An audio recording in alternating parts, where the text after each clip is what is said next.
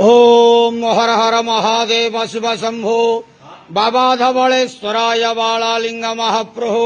दीपम यदि परम ब्रह्म दीपम यदि जनार्दन दीपहरतु मे पाप पूजा दीप नमस्तुते अहे धवलेश्वर बालालिंग महाप्रभु संसार सुखी रखंतु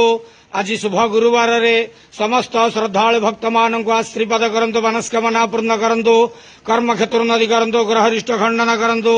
जगतर मंगल करंतु विश्वर कल्याण करंतु आपण नाम प्रकाश करंतु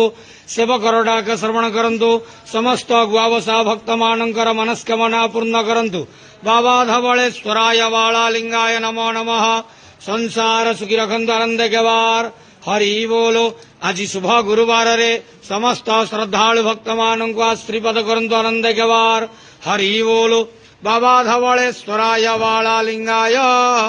नमो नमः।